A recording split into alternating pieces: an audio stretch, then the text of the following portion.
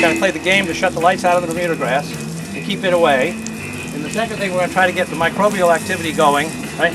So while underneath we've got the soil being built, and after a while when the cardboard finally decays, they can all get together and we'll have some nice soil that the microbes have made, and we got some nice vegetables that we made. Because those microbes like the moisture and they'll like that food.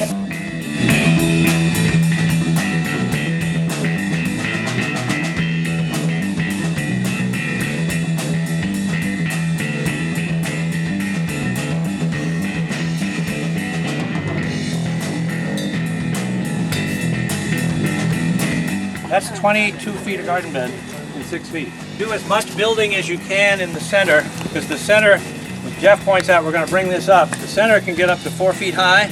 You'll notice that we purposely built this thing bigger with cardboard than we have for the spiral. And that's so that we'll keep the Bermuda grass out from underneath. We'll also keep the Bermuda grass from coming across the yard at it.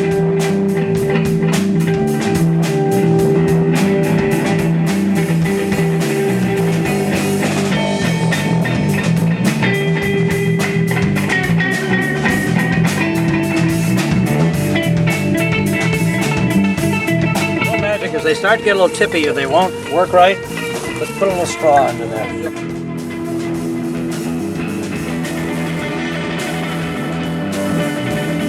You won't get any, that won't get air and water. So if you shake it like you're shaking it out of a pepper shaker.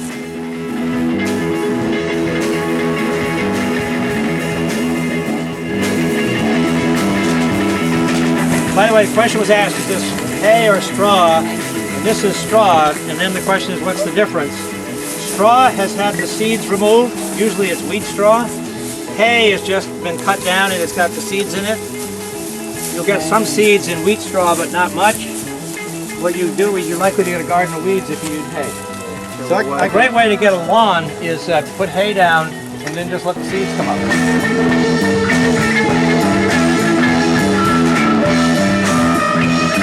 Very fancy compost pile. That's all that is, and you'll find out tomorrow it doesn't even have any greens in there to help it along. What you want to do is here you got a whole bunch of microclimates. We've covered microclimates in the morning, but here we got afternoon sun. Here you've got afternoon sun. Here you've got morning sun. Here you've got high and dry, and hopefully the water will come down here. You get maybe shady and wet down here.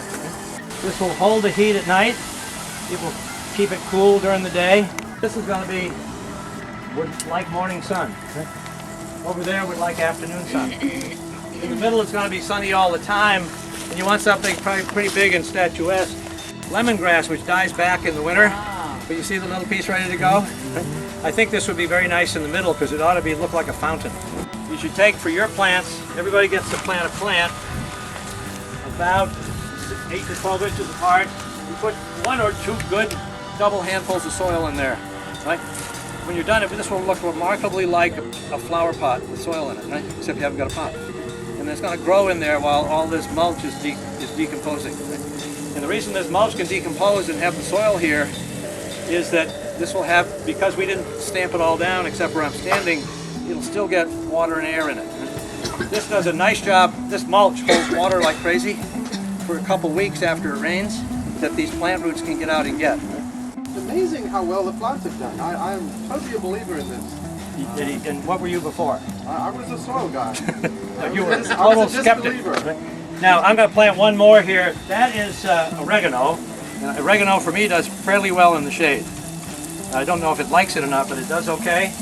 So I'm going to put this oregano in here and make yourself a hole. It's about twice the size of the plant you're going to put in it, and take 1 or 2, not too much, just 1 or 2 handfuls of soil.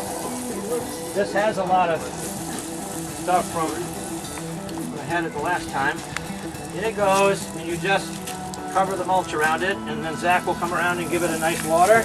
These are getting a little old in the nursery. You've got to pick those off, or they will think they're in a pot all their life. So take the roots that are starting to girdle and get rid of them.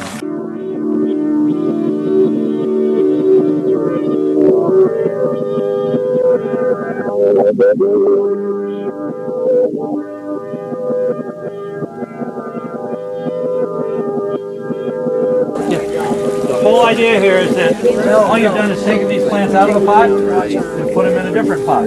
But this pot is some nice mulch. It's got water in it. It's cool.